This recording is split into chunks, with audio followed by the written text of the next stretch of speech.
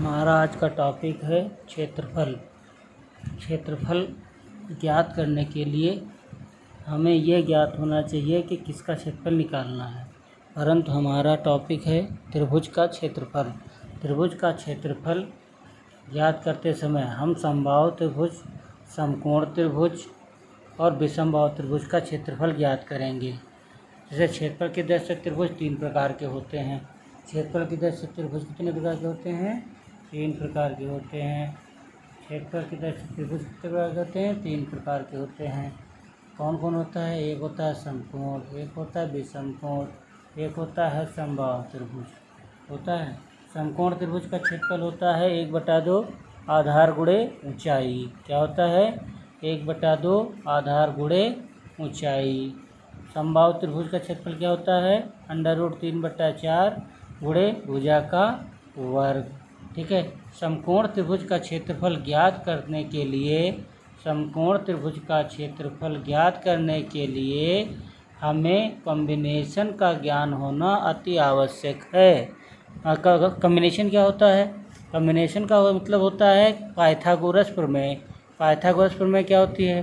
कर्ण का वर्ग बराबर आधार का वर्ग प्लस लंब का वर्ग। यह न ज्ञात करके हम कॉम्बिनेशन याद कर लेंगे। कैसे कॉम्बिनेशन? जैसे 3 का वर्ग और 4 का वर्ग। 3 का 9, 4 का 16 होता है। अगर जोड़ेंगे तो इसका वर्ग कितना होगा? 25 हो जाएगा। और जबकि 5 का वर्ग 25 होता है, जो कि इसके बराबर होगा। ऐसे 5 का 25 होता है, 12 का 144 होता है और 13 का 169 होता है। तो अगर 5 का 25 और 12 का 144 अगर जोड़ा जाए तो 169 हो जाएगा। और 169 हो जाएगा, जो कि 13 का 169 होता है। इसलिए ये भी कॉम्बिनेशन है। ऐसे ही 8 का 64 होता है, 15 का 225 होता है, 17 का 289 होता है। 8 का 64, 15 का 225 यदि एक में जोड़ा जाए तो 289 289 हो जाएगा। इसलिए यह 17 का कॉम्बिनेशन है। ऐसे प्रश्नों में समकोण त्रिभुज का क्षेत्रफल ज्ञात करना हो तो बड़ी भुजा को हम क्या करते हैं? काट देते हैं, हटा देते हैं या छोड़ देते हैं, कुछ भी कह सकते हैं। और यहाँ पर क्या करेंगे? हम क्या करेंगे? बड़ी भुजा को छोड़ देंगे। शेष 2 छोटी भुजाएं जो होंगी उनकी गुणा कर देंगे और गुणा करने के बाद उनको हम 1/2 कर देंगे। क्या लिखा है? कॉम्बिनेशन में समकोण का क्षेत्रफल ज्ञात करते समय बड़ी भुजा को छोड़ देते हैं और छोटी भुजा की गुणा करके आधा यानी 1/2 हम कर देते हैं। ठीक है। फिर बात करते हैं समबाहु त्रिभुज की ऊंचाई। ये बहुत मोस्ट पॉइंट है। समबाहु त्रिभुज की ऊंचाई जो होती है वो होती है √3/2 इंटू भुजा। समबाहु त्रिभुज की ऊंचाई ही उस त्रिभुज की ऊंचाई कहलाती है। और जो कि समबाहु त्रिभुज की ऊंचाई से आपको समबाहु त्रिभुज की भुजा भी ज्ञात की जा सकती है। अतः समबाहु त्रिभुज की ऊंचाई होती है √3/2 इंटू भुजा होती है। भुजा ज्ञात हो तो आप इसका मान ज्ञात कर सकते हैं, ऊंचाई ज्ञात हो तो भुजा ज्ञात कर सकते हैं। ठीक है। समबाहु त्रिभुज। अब देखिए अगला पॉइंट है विषमबाहु त्रिभुज। विषमबाहु त्रिभुज एक ऐसा त्रिभुज होता है जिसकी तीनों भुजाएं अलग अलग होती हैं। मतलब A ≠ B ≠ C, जहाँ ABC बराबर नहीं होंगी। जब बराबर नहीं होंगी तो फिर भुजाएं बराबर नहीं होंगी तो कोण भी बराबर नहीं होंगे।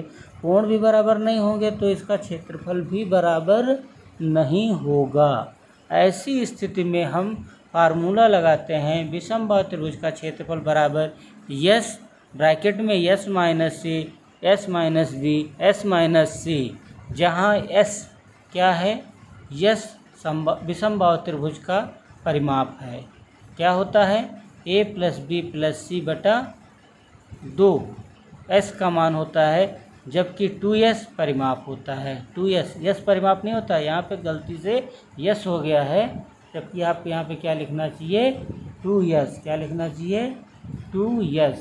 S की जगह होना चाहिए 2S होना चाहिए। ठीक है। 2S परिमाप होता है और S का मान हम A + B + C को जोड़कर 1/2 कर देंगे तो S का मान ज्ञात हो जाएगा। ठीक है। नेक्स्ट बात करते हैं हम, बहुत मोस्ट पॉइंट है, समबाहु त्रिभुज के परिवृत्त।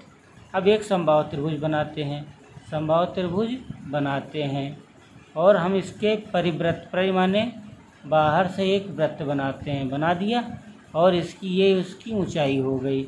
ये क्या है? ये है ऊंचाई, ठीक है। और यहाँ पर ये जो है ये क्या है? ये है ओरिजिन। क्या है? ओ फॉर ओरिजिन, ठीक है।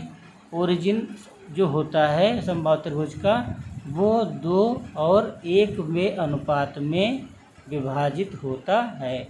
किसमें विभाजित होता है? 2 और 1 के अनुपात में विभाजित होता है, ठीक है। तो ओरिजिन से नीचे आधार की तरफ 1 होता है और बेस की तरफ, आधार की तरफ 1 होता है और बेस की तरफ क्या होता है? आधार की तरफ 1 होता है और बेस और ऊपर की तरफ 2 होता है, ठीक है। ये इसको टुकड़े। अब इसी की सहायता से अगर हम ज्ञात करें तो यह समबाहु त्रिभुज की ऊंचाई बराबर होता है √3/2 इंटू भुजा होती है। तो यदि हम परिवृत्त बनाएंगे तो बाहर से वृत्त बनेगा, बाहर से यदि वृत्त बनेगा तो जो केंद्र, शीर्ष से केंद्र की दूरी 2 है, ये इसकी त्रिज्या कहलाएगी। जब ये त्रिज्या कहलाएगी तो ऐसी स्थिति में हम फार्मूले का यूज करें या सीधे हम याद कर लें?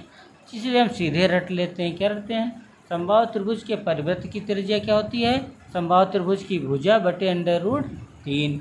और समबाहु त्रिभुज के अंतःवृत्त की त्रिज्या, यानी यदि हमको यहाँ पर इसके अंतःवृत्त बनाया जाए, अंतःवृत्त येलो कलर का जो है ये अंतःवृत्त है, अगर अंतःवृत्त बनाया जाए तो इसकी ओरिजिन कहाँ से है? ओरिजिन से नीचे का मान कितना है? 1 है। तो यदि 1 है तो इसका अगर इसकी हमको त्रिज्या बतानी हो तो हम सीधे सीधे याद करें, समबाहु त्रिभुज की अंतःवृत्त की त्रिज्या क्या होगी? भुजा, समबाहु त्रिभुज की भुजा बटे 2√3 होगी, ठीक है। जहाँ पर भुजा